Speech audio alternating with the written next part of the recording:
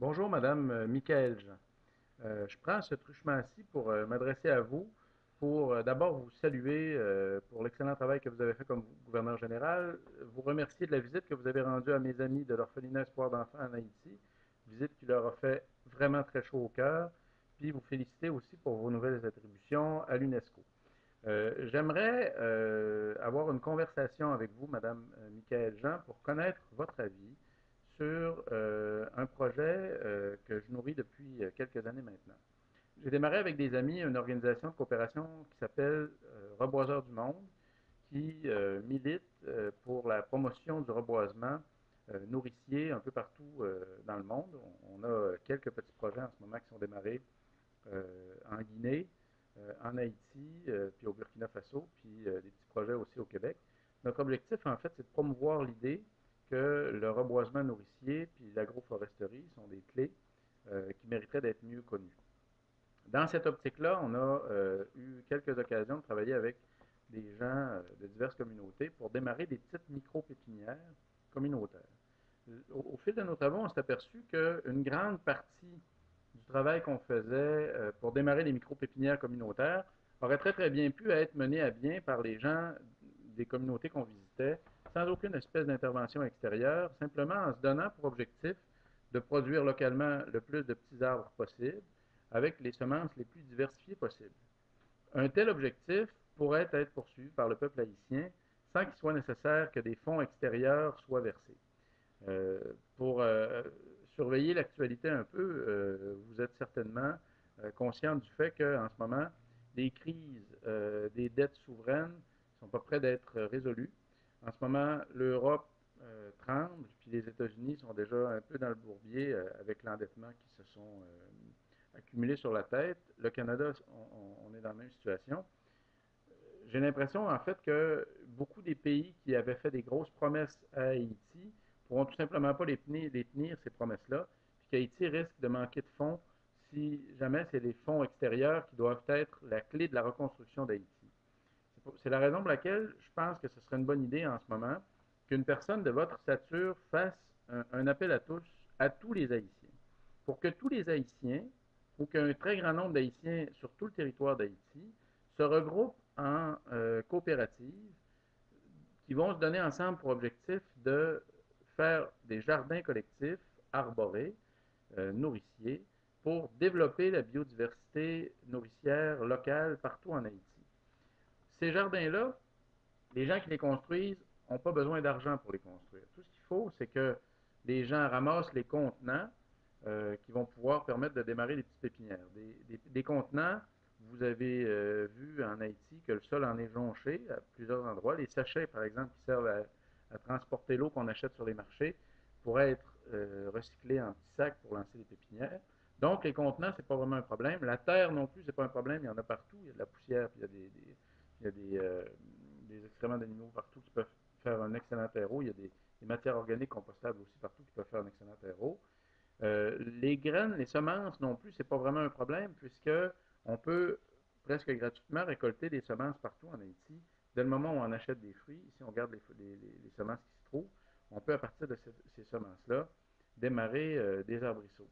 Donc, pour les semences, pour les contenants, pour la terre, il n'y a rien qui manque, il n'y a rien qui a besoin d'être payé par des fonds extérieurs. Tout ce qu'il faut en fait, c'est que les Haïtiens se regroupent puis prennent la décision eux-mêmes dans chacun des regroupements, de maximiser leurs connaissances collectives concernant le plus grand nombre d'espèces d'arbres et de plantes nourricières possibles. Il reste après ça à clôturer les plantations. Les Haïtiens connaissent un paquet d'espèces de plantes qui peuvent servir de haies vives, qui peuvent être démarrées tout de suite, puis qui peuvent, en assez peu de temps, un an ou deux, créer une haie suffisamment dense, puis hérisser d'épines pour empêcher que les chèvres viennent dévorer les récoltes collectives.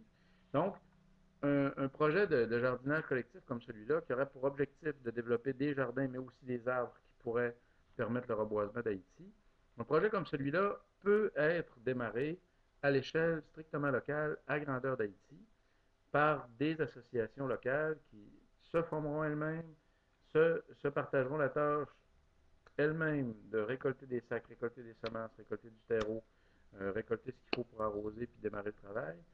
Euh, Tout ce travail-là peut être fait à l'échelle locale. Il suffit que les Haïtiens convergent vers cet objectif-là.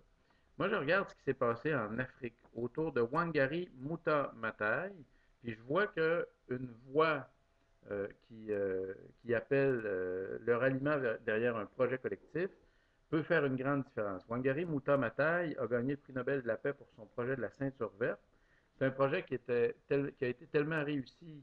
Dans le projet de la ceinture verte, on a réussi à faire planter 30 millions d'arbres par des femmes au Kenya qui ont transformé le pays de cette manière-là.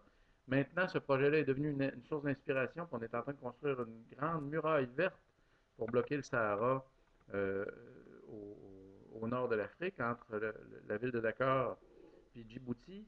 On est en train de construire une forêt de 7100 km de long par 15 km de large pour bloquer l'avancée du désert. Je n'ai pas entendu jusqu'à maintenant de voix d'une force correspondant à celle de Wangari Maathai du côté d'Haïti. Moi, j'ai l'impression que vous, Madame Jean, vous pourriez avoir une voix de cette force-là.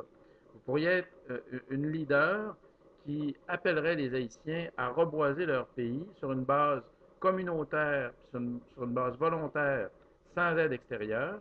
Moi, je pense que ce serait intéressant que vous puissiez faire cet appel à tout cela en Haïti, en soulignant que c'est important de réussir sans aide extérieure, parce que tous les projets qui dépendent de l'aide extérieure sont menacés d'instabilité en raison de l'économie actuelle qui chancelle au nord. Donc, on essaie de démarrer des projets autonomes en Haïti dans le dossier du reboisement. Une voie comme la vôtre, qui ferait l'appel à tous, pourrait faire vraiment, à mon avis, une très grande différence. C'est sûr que si d'autres leaders haïtiens pouvaient joindre leur voix à la vôtre, ce serait encore mieux. Puis éventuellement, vous pourriez pointer à des gens comme Guy Laliberté, par exemple, qui veut financer des projets en lien avec l'eau. Vous pourriez lui montrer que des forêts en Haïti, ce serait le meilleur moyen pour retenir les sols contre l'érosion, puis éventuellement faire une meilleure gestion de l'eau, puis avoir une meilleure eau potable en Haïti en utilisant les végétaux qu'il faut pour filtrer l'eau, puis pour séquestrer l'eau que les puits nous offrent sur une base saisonnière. Donc, il pourrait y avoir plein de gens qui seraient appelés à contribuer au reboisement d'Haïti sur une base volontaire si c'était une personne de votre stature qui le demandait, qui le proposait. Moi, je pense que ce serait un beau projet. Je pense que c'est un projet qui pourrait avoir un fort impact. Ce serait un projet qui pourrait montrer que le peuple haïtien est capable de gouvernance locale en se donnant des objectifs communs à l'échelle locale.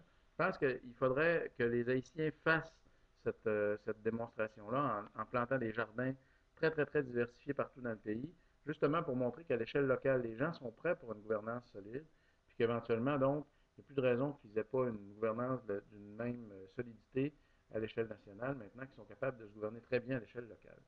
Puis une bonne gouvernance à l'échelle locale de ces gens-là qui se regrouperont pour faire des jardins, puis pour faire des pépinières collectives, pourra éventuellement aider aussi à la construction d'un système d'éducation, puisque les connaissances qui sont nécessaires dans un dossier comme celui-là pour construire une micro-pépinière ou pour construire des serres ou pour construire des jardins collectifs, les connaissances qui seront construites qui seront accumulées pour faire ces projets-là, ben, ils seront la preuve que localement, il peut y avoir des gens qui s'occupent de l'accumulation et de la transmission de connaissances partout en Haïti. Et on pourra, sur cette base-là, aussi se donner des projets scolaires intéressants puis vivifiants.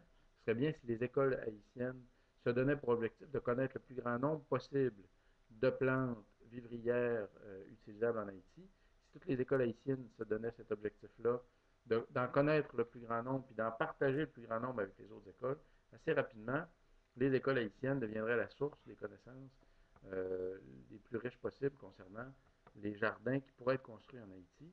Puis éventuellement, ils pourraient même être une source de semences, puisque on pourrait se donner ce projet collectif-là dans les écoles, de faire pousser le plus grand nombre possible de plantes, puis d'en récolter les semences pour les distribuer dans le pays. Voilà, c'était la suggestion que je voulais vous faire. Moi, j'aimerais vraiment ça en parler avec vous. J'aimerais ça en parler avec vous au téléphone ou de vive voix. Je suis libre pendant l'été si vous voulez me dire de venir à Ottawa pour en parler pendant une demi-heure. Ce sera un grand plaisir de monter pour en parler une demi-heure avec vous. Je serais vraiment content d'en parler avec vous parce qu'on a des projets en ce moment qui prennent forme en Haïti, qui prennent forme au Burkina Faso aussi, comme je vous le disais, puis en Guinée. Puis une personne comme vous, je pense que pourrait avoir un fort impact dans la construction de projets semblables. Puis surtout, elle pourrait avoir un fort impact pour que ces projets-là soient pris en charge directement par la population haïtienne plutôt que d'être le fait de gens qui viennent d'un peu partout. Je pense que les Haïtiens sont les meilleurs pour connaître les arbres qui poussent chez eux, puis pour reboiser massivement leur pays, puis avec une voix forte, une voix respectée pour le proposer. Je pense que ce projet-là pourrait faire un beau projet collectif pour Haïti. On en reparle dès que ça vous tente. Moi, vous pouvez me rejoindre par Facebook, vous pouvez me rejoindre par email ou à travers Micheline Laflamme, avec laquelle j'ai eu une belle conversation concernant ces sujets-là. Je vous remercie d'avance pour le temps que vous avez consacré à écouter cette vidéo-là, puis je vous souhaite une excellente journée. Au plaisir.